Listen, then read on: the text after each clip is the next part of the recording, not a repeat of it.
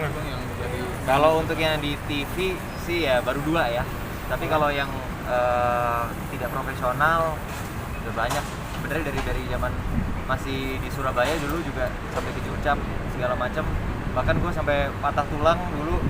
Gue kalau dilihat di sini gue punya tulang, yang satunya nggak ada. Jadi di sini gue patah. Di sini juga gue ada tulangnya, di sini nggak ada di belakang. Jadi sebenarnya udah ya banyak juga cedera yang patah tulang atau segala macam dari dulu. Cuman untuk masuk ke MMA-nya yang ke oktagon yang profesional baru 2 kali. Itu selama tahun pandemi kemarin lagi off ya? Wah, sama sekali off sih. Pandemi benar-benar berpengaruh sekali di apa ya? Apalagi untuk para atlet ya. Atlet MMA apalagi. Karena gimana kita ya pandemi ini kan, Covid ini kan berarti kan kita harus jaga jarak, kita harus pakai masker. Mungkin nggak sih kita olahraga pakai masker? Susah pasti. Apalagi bela diri MMA itu kan kita ada bantingan, ada kuncian. Ya kita harus jaga jarak gimana caranya? Terus kita mau latihan takedown-nya gimana? Jadi pasti sangat-sangat berpengaruh sekali sih sama bela diri ini ya. Ikut klub profesional gitu Bro? Kenapa? Udah ikut klub profesional? Udah ikut gabung gitu untuk Oh enggak. Saya tetap eksibisi. Kenapa? Saya kontrak sama pihak One Pride itu masih di eksibisi aja. Karena gue bilang begini, pekerjaan utama gue adalah aktor dan ya penyanyi, entertainer, bukan seorang fighter gitu. Kalau professional fighter artinya profesi gue ya seorang fighter, berarti gue harus mendedikasikan hidup gue ya untuk fight aja. Ya gue nggak bisa kerja yang lain.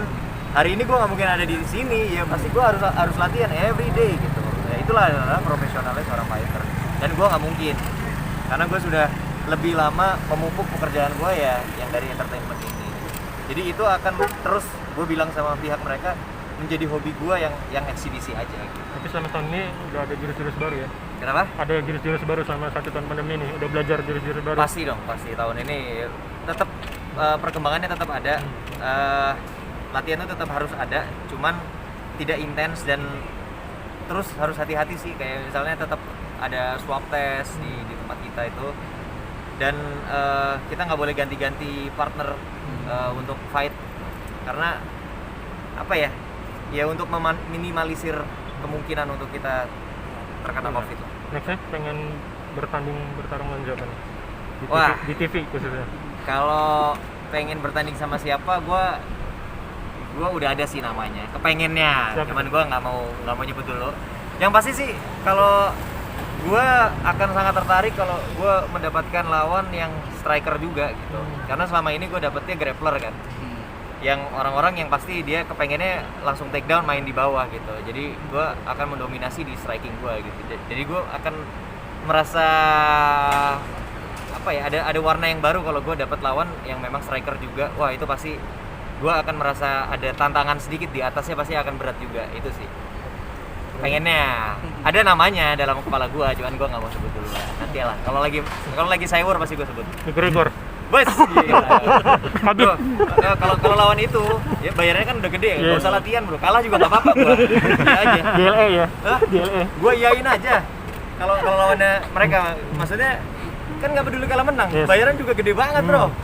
Ya, kalau di sini kan nggak kayak gitu. Tapi kepengen ya GLE ya? Kepengen sih, cuman gini, gue menyadari bahwa gue agak terlambat untuk memulai bela diri ini.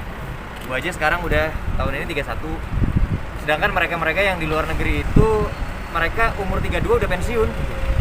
Mereka udah pensiun semua karena udah jadi champion dan segala macam ya. Karena mereka mulainya udah lebih awal. Mereka udah dari belasan tahun itu udah ya profesionalnya itu tiap hari udah latihannya begitu dan fight terus gitu. Kan kalau gua baru mulai sekarang itu udah sangat-sangat terlambat sih.